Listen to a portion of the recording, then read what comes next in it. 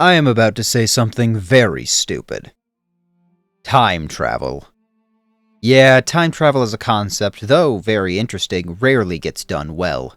Not only does it often make a story more complicated than it has to be, but it's also regularly been used as a deus ex machina whenever the story's been written into a corner. A cheap way to force tension back into the story where there is none, or solve a problem written to be impossible to solve. And yet, Destiny has somehow managed to make an entire species of robots that use the space-time continuum as their jump rope be regular-level enemies that almost never get anything they want done without someone else's input. Hello, Guardians. I am the Hearth Guy, and these are the Vex. One of the many cosmic horrors that are out for blood, but unlike most others, they have far grander ambitions than just this one stretch of the stars.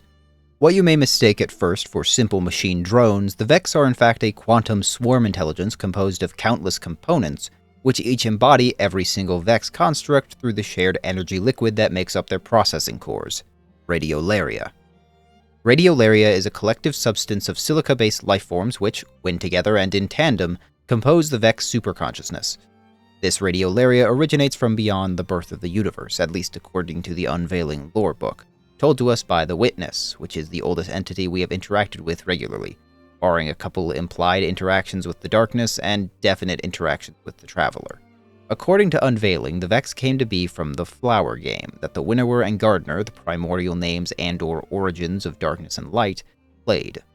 This Flower game was simulations upon simulations of universes, detailing civilizations rising and falling, the shifting of one dominant species to the next, and in each and every simulation it always ended the same, consumed by a single constant pattern.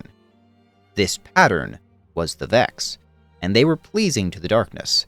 However, the light, or rather the Gardener, was bored by the endless repetition. I've recounted this story before in my first Destiny video, so I'll be brief, but the disagreement between Gardener and Winnower led to the creation of new sets of rules and new forces, the paracausal forces of light and dark themselves as we understand them. While it's a whole debate whether the energies and the entities are one and the same, that's not important to this video. What's important is what became of those patterns within the Flower game, because as the real universe was born from the conflict of light and dark, the early heat of the universe nurtured the patterns left behind from the game. These patterns, existing as raw energy, fell upon the first hot planets of the universe and became briny seas of radiolaria. It's largely supposition, but it seems the Vex were quick to establish a hive mind of sorts, where the unified Vex intelligence used the microscopic organisms of radiolaria as an extension of its will, enabling early advances in technology and understanding of the universe's makeup, to the point that before almost any other civilization or creatures in the universe, the Vex had already begun making super constructs, such as ones that expanded the lifespans of their hypermassive stars that they called home, and had begun to form as the kind of Vex we recognize, metallic drones housing pods of radiolaria as their central processing units. The Vex intelligence was able to do so not only because of its unified properties, but because the Vex themselves don't think like you or I do. Whether by nature or because of their swarm intelligence, Vex don't follow a clear step-by-step process of action and reaction as we humans might. When we want to solve a problem, we might experience internally the steps to go about solving it, hypothesis, experiment, etc. But by then, a Vex has already acted upon the solution. What's more, they're likely to use the nature of the problem to correct itself, such as using the energy a fire produces to put the fire out. Whether the individual Vex knows why that solution works is irrelevant, as long as the data that the solution does work is preserved and propagated across more Vex units. This is because the Vex simulate everything, long before they reach the point of action. Within the Vex mind, reality and simulation are one and the same, as they all can follow predictable patterns. Like I said before, the Vex were the all-consuming pattern across countless simulated realities in the Flower game, and so they too can simulate endless realities to determine endless solutions to endless problems. And if there's a problem outside the scope of normalcy, they can still adapt rapidly and experiment with that new problem to find every possible reaction. Why?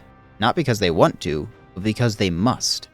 They are the final pattern of the Flower game, and to them, they must make the reality they live in match up with their simulations.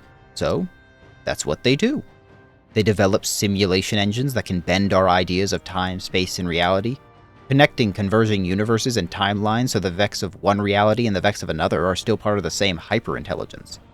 Then they do the same thing with time, so all Vex, past and future, are connected, and can act in unison to ensure that this process continues ad nauseum across every planet, at every time, in every universe. All will be Vex. All will have always been Vex, and every single reaction or stimulation that can be found or simulated will be found and stimulated, because they must make the reality they live in now match the one they originated from, and anything that deviates will be cut away. So they take planets and remake them as enormous machines to either churn out more Vex, act as enormous simulation engines, power machines the size of which we can't even fathom, or all of the above and more. They will take biological life, sentient or otherwise, and either kill them or drench them in radiolaria to make them into Vex, or just make simulations of these creatures which are so advanced they might as well be real and use them as experiments to see how far they can push a living creature. The worst, most vile act you can think of? That's been simulated. Every single possibility must be known. Not because they hate us, and not because they love doing it, because they don't feel any such things for any of us. They just want to know. It frankly gets so big and deep and interconnected and high concept that if I were to keep trying to explain it, it'd just become more word salad than I've already probably said. Suffice to say, the Vex take any super robot race you've ever seen and amp them up past the stratosphere. And that's what makes it so funny how much they failed. Because if it was any other setting, all of existence would be doomed. But this is Destiny. The universe where the paracausal forces of light and dark have been created per the new rules of the Gardener and Winnower. Paracausal forces that defy the laws of cause and effect, ignore the laws of physics, thermodynamics, and more. All the things which made predicting the future easy for the Vex, these powers ignore. The Vex run off the rules of the old game, where the light and dark don't exist, so they can't even begin to simulate how either power works or how to properly counter them. I mean, how are they supposed to use the energy of a fire to put out the fire, when said fire came from a hopped-up gang of wizards snapping their fingers aggressively and producing nuclear fusion? Besides, of course, overwhelming force or using more cosmic-level weapons, both of which take tons of resources and time even for the nigh-infinite Vex. Those resources aren't always easy to use, because of another downside for the Vex is that in spite of or because of their size, they often exist as many collectives, which are created to work in tandem with the Vex Intelligent, but work separately on their own directives, and usually exclusively towards that directive. It's like your computer having a bunch of tabs open. Sure, you've got a good computer, but it's running so much that even then it's going to have at least a little bit of overstimulation, so to speak. Add in the already hard-to-handle paracausal forces, and more often than not, the Vex have to dedicate entire collectives to just the task of countering them. The Vault of Glass, for instance, exists to study and create ontological weapons, those being weapons that attack the very nature of the target's existence. These weapons can occasionally, under the right circumstances, circumvent paracausal defenses to kill something like a Guardian or a Hive God. But even then, that takes loads of resources, and let me remind some of you, the Vault of Glass got its central curator, Atheon, exploded by the Guardians because they were building ways to hurt them. And it's not easy to just replace something like that. Each unit is made up of radiolaria, which is a part of the greater Vex network.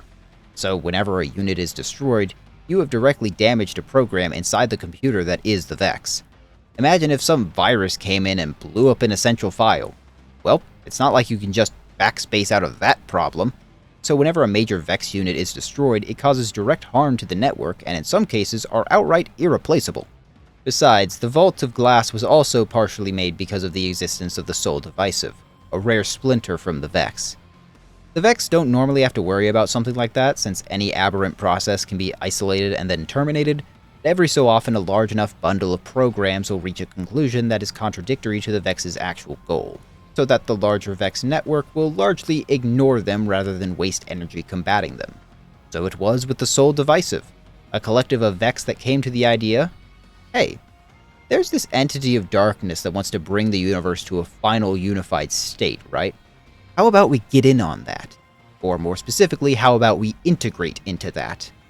And they began to worship the darkness and become loyal to the Witness, said entity of darkness within a space called the Black Garden, a place outside of space and a physical representation of the garden state that the Gardener and Winnower existed in before time. Of course, they still don't really get what they were supposedly worshipping.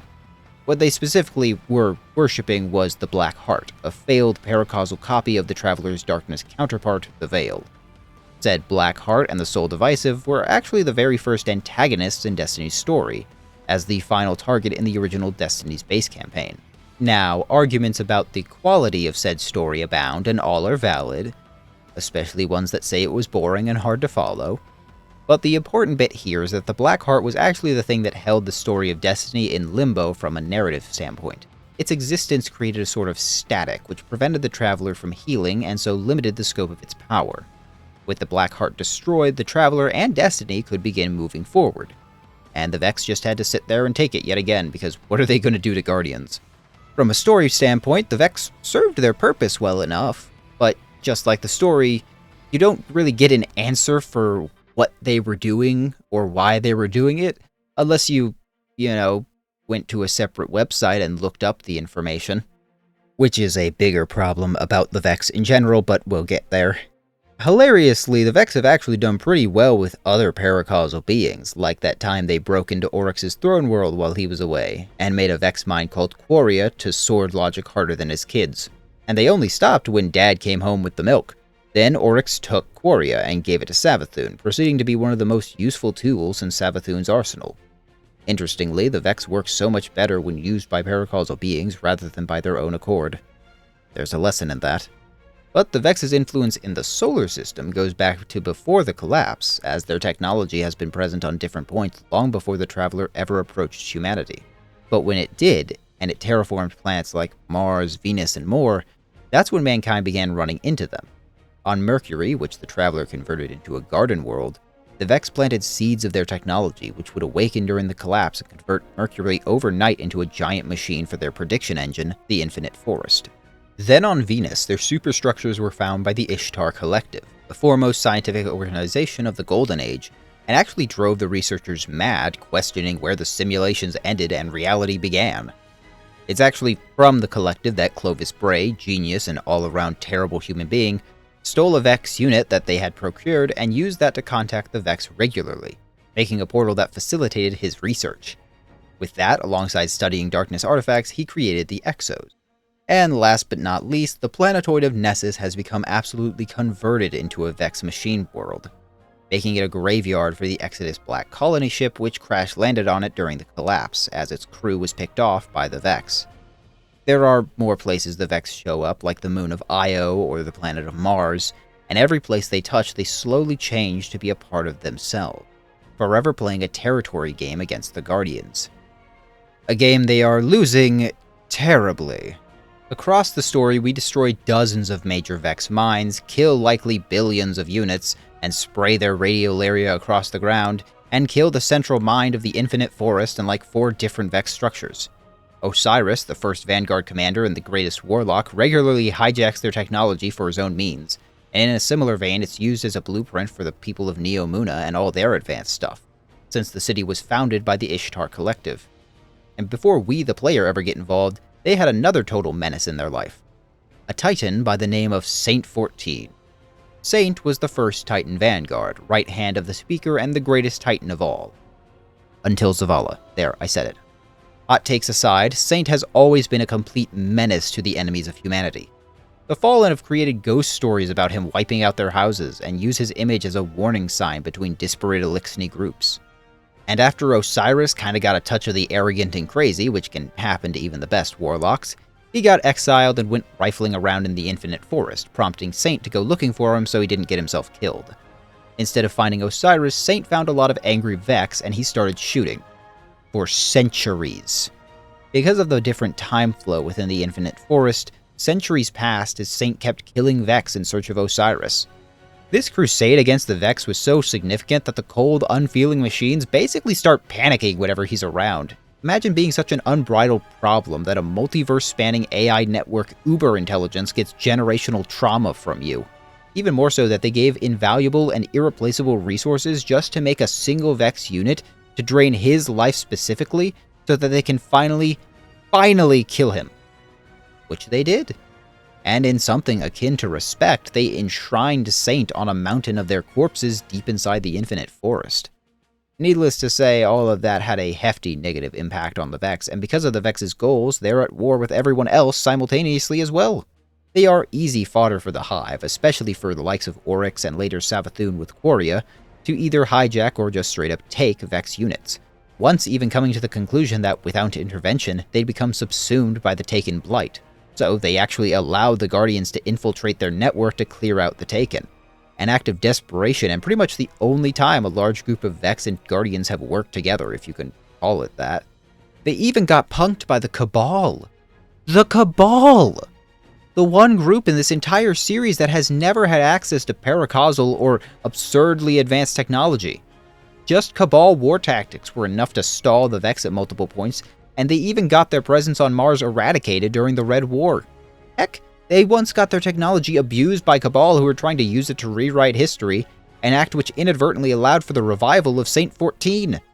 The Vex got abused by everybody else so bad they let their biggest op come back to life to team up with their other biggest ops, that being Osiris and, well, you. By the point we're at today, the Vex have been damaged so much that most of their collectives within the Sol system have gotten homogenized into one exclusively to roam the system and fulfill the network's objectives. Their one biggest act against humanity was the Endless Night, a simulated darkness that eclipsed the last city for months, causing paranoia and requiring the Elixir of House Light to become allies with humanity in order to undo it. And yet, despite making many of their greatest enemies united against them, the Vex were actually persisting against the counterattack. Because it wasn't actually the Vex's doing, and it was instead the work of Savathûn using Quoria, because the Vex are incapable of getting dubs of their own. This all is connected to a bigger problem for the Vex as an enemy, and it's the same problem that comes with many hive mind-like factions in many other settings, like the Tyranids. When the antagonists in questions are either soulless machines or hive minds, they tend to give up a lot of personality. When you put those two traits together, you can get the unfeeling terror that the Vex can instill, but that same unfeeling sensation makes even their most impressive antagonists feel a lot like just obstacles with eyeballs rather than real villains. Their plans span into the eons, so we are often the ones on the assault, further making the Vex feel reactive and lacking as much presence in the story as others. Honestly, they were probably my least favorite of the enemy groups for a while, at least until the Grimm came in during the final shape, but that's for all the same reasons the Vex weren't interesting. Lack of personality. There is hope for the Vex, however, and for once I'll be covering post-final shape stuff. In the first episode of the New Era, an Echo of Power, being a sort of confluence of light and dark, collides into Nessus and is used by an individual called Maya Sundaresh, an Ishtar collective researcher and founder of Neomuna who had a long history experimenting and abusing Vex technology, and due to a whole other series of complicated reasons, her consciousness was uploaded into the Vex. Maya's connection with this Echo of Power let her become something called the Conductor, which gave her control over parts of the Vex network as she tried to reshape the Vex of Nessus into something new, something she could use. Rather than being a single dull tone, she wanted to create a choir of distinct but harmonized voices. She dropped the spark of individuality into them, creating what the Vex refer to as the Nessian Schism. These Vex are different, curious, and even friendly to a degree, a character trait only previously shared by Vex which had a non-Vex consciousness shoved into them. They've completely cut away from the main network and begun developing the barest bones of a group identity rather than a swarm intelligence. Though we ultimately dispatch the Conductor, for now the Vex's change on Nessus appears to be permanent, introducing a chance for some Vex characters to even exist, maybe even Vex allies, or at the very least more interesting Vex enemies. And I think that'd be for the best when it comes to the Vex. They've been in need of a revamp for some time, as each of their dedicated stories tend to be the least interesting part of the last 10 years.